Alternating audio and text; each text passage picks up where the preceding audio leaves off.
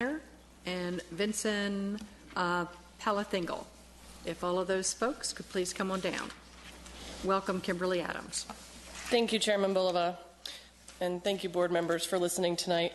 I promised County Executive Hill I would try to condense my remarks below the 5 minutes I've been given. My name is Kimberly Adams, and I'm speaking on behalf of the Fairfax Education Association.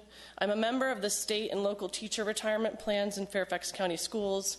I am the chair of the Board of Trustees for our local ERFC retirement plan. But please note that I am not speaking in that capacity this evening.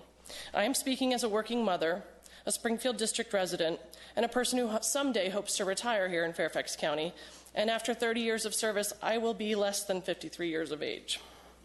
I am here because future members of our employee union will be affected as school employees. Our organization represents many of the current and future members of these plans, and we also stand in solidarity with the workforce in our county, both uniformed and not. The changes you are considering will weaken the benefit to employees to which they directly contribute. The estimate is that the overall benefit will be decreased by up to 24% overall. I'd like to look at the 5 changes you propose. Number 1 and 2, increasing the minimum retirement age from 55 to 60 and requiring a rule of 90. The reason why the minimum retirement age is not set higher than 50 is that this makes it possible for a person to choose when to retire, when it's best for their family, their health, and other personal reasons. They can choose to stay until they've earned 100% of their retirement benefit, or decide to take a reduced benefit, leave the profession, take the care of their needs that they have in their later life.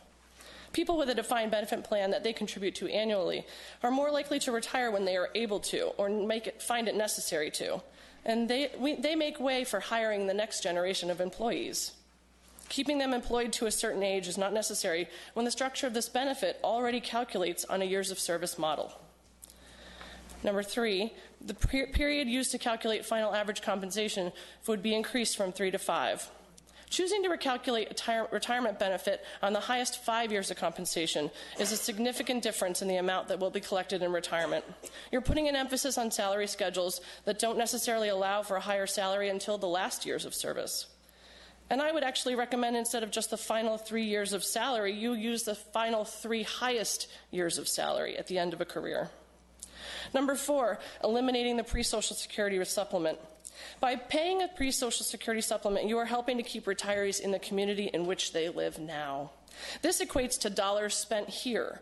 Employees are much more likely to remain here after retirement, and this means they will spend their retirement benefits here, in a part of our local tax base. Number 5, repealing the provision that increases the calculated retirement annuity by 3%.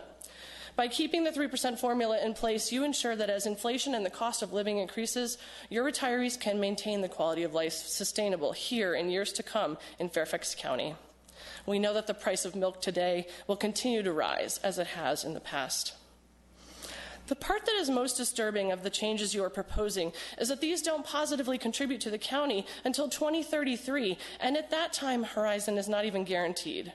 The funded status of these retirement plans is not in question.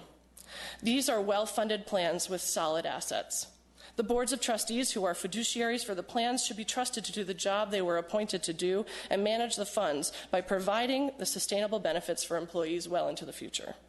This set of changes directly affects the future of your workforce. It may result in a reduced number of highly qualified applicants to our most valued workforce: nurses, librarians, first responders, counselors, drivers, planners, home health aides, and so many more. With all of these changes you are recommending, employees will put in a lower contribution. Doing this, you are ensuring employees will face compounded loss in the long term. Putting away less now, it will not gain the necessary interest to make up the nearly 70% of the future portfolio that is attributed to interest accrual on their contributions. We know that the amount of money needed in retirement is projected to grow every year. This is not slowing down. I hope that you will stand with all of us. Stand for your values. Vote to keep your promise to the highly qualified workforce on which you depend. And remember that we are all one Fairfax. Thank you. Thank you very much, Kimberly.